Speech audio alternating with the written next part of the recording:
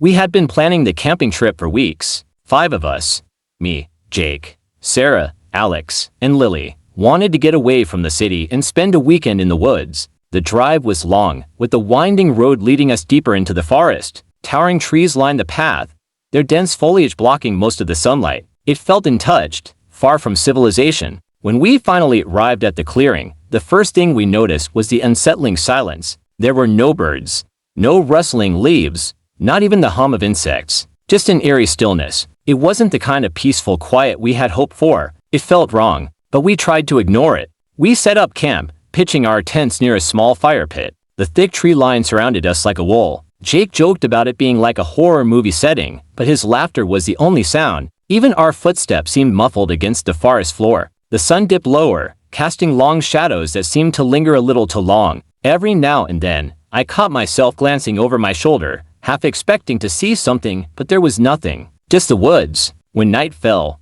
the silence became unbearable. The absence of sound made the crackling fire seem unnaturally loud. We talked and laughed, pretending everything was fine, but none of us could shake the feeling that we were being watched. When it was time to sleep, I crawled into my tent, the fabric walls offering little comfort. The others settled into their own tents, and one by one, the murmured goodnights faded into silence. Hours passed, and the night grew colder. Then, just as I was drifting off, I heard it, a whisper. It was distant at first, like a breeze weaving through the trees, but it wasn't the wind. The low, rhythmic sound continued, too faint to understand. I held my breath, listening. The whispering never stopped. I peered through the small gap in the tent zipper, my eyes adjusting to the dark. The fire had burned down to glowing embers. The shadows of the trees stood tall, their forms shifting with the breeze. But something else was there. A figure. It stood just at the edge of the firelight, and moving. I blinked, but when I looked again, it was gone. The next morning, I didn't mention what I saw. Neither did anyone else,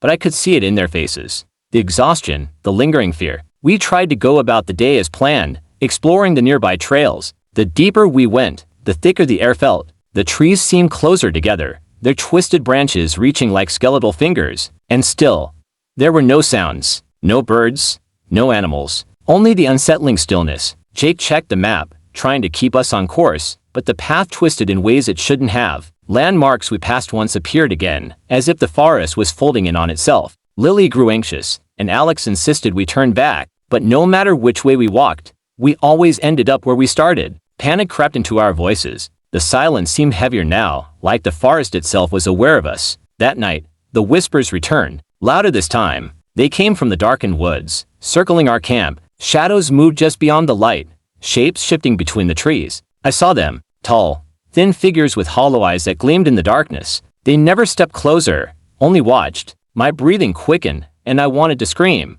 But the others saw them too. We didn't speak. We didn't move. The fire flickered weakly, and the figures faded into the shadows. But the whispers remained. Sleep never came. Every rustle of the trees, every gust of wind, sent a jolt through my body. I knew we weren't alone. By morning, the forest seemed different. The trees loomed taller, their twisted trunks forming an almost deliberate barrier. We didn't dare discuss what we had seen. Instead, we packed up, desperate to leave. But the woods wouldn't let us go. No matter how far we walked, the trees led us in circles. Every fallen branch, every moss-covered stone, all identical. We tried marking the trees, but the markings disappeared when we passed by again. Hours turned to days. Hunger gnawed at our stomachs, and exhaustion weighed us down. The whispers grew louder. Every shadow twisted unnaturally. Every darkened corner threatened something unseen. Then, just when I thought we couldn't go any further, the trees parted. The cracked asphalt of the road appeared before us. Relief flooded through us, but none of us dared look back.